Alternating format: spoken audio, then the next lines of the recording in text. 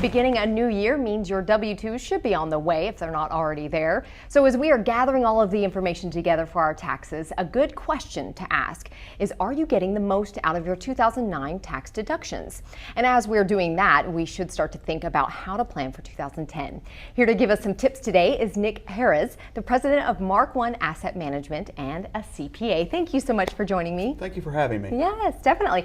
Okay, so let's start off with 2009. What can a taxpayer receive deductions for? Well, for certain items paid for during 2009, you can receive a deduction on your 2009 taxes. Common example would be property taxes that are due before December 31st, 2009. If you paid those during 2009, deduction for those. Another thing that sometimes people overlook is they make charitable contributions during the year, but they don't always go through their files and figure out how much they made in charitable contributions. So, items you made to your church or another qualified charity is a good things to look at. Definitely, that's true. Are there commonly overlooked deductions? Yes, there's a couple of things that come to mind. First of all, during 2009, a lot of people lost their jobs, and job hunting expenses, things like traveling related to jobs, like if you had to travel to Dallas for a job interview, whether it's successful or not, that's deductible. Cost of sending out resumes, postage, things like that. So those are another thing. Another thing that people tend to overlook is if you have an investment advisor, your investment fees are deductible, subject to certain limitations. Really? So you'll need to, for fee-based asset management, you'll need to check that. So keep all your receipts. Absolutely, and go back through your files and be sure you have everything before you turn it over to your tax professional. Wow. What investment should a taxpayer look for in 2010? Well, I think we had an unprecedented couple of year stretch. The market bottomed on March 9th of 2009, and we've seen an increase in the Dow of over 50%. If you kind of look at that we're kind of on the bottom of the recession, getting ready to cover, I think there's a few sectors that are worth looking at. Things like metals, mining, energy, and materials. Technology would be good sectors to try to do some analysis in.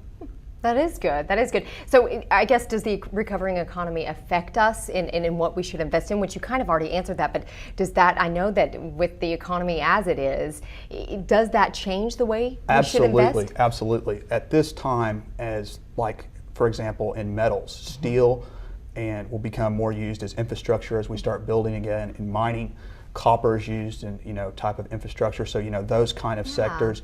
Energy, as we start to put people back to work, as we start to consume more, that's going to be a high demand, especially with some international exposure in the energy. Technology, we come back to this infrastructure. When you put people back to work, they're going to need computers and servers and things to work in. So making those type of sector bets can be pretty advantageous to an investor in an environment like this. Are there things that we used to invest in that we probably shouldn't anymore?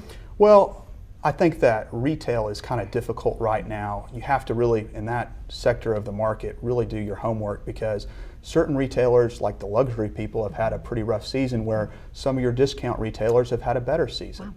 Also, I think that it would help to look internationally, specifically Asia. China is a big player now, also, and then Eastern Europe. Western Europe has suffered worse than we have, but Eastern Europe has more of a free market system and more a capitalistic system, and they are, after 20 years post-communism, they're really ready to participate in the market. So those emerging markets like Asia and Eastern Europe are good places to look for too. You are great. Wow, lots of knowledge there. Okay, so tell us your company's website.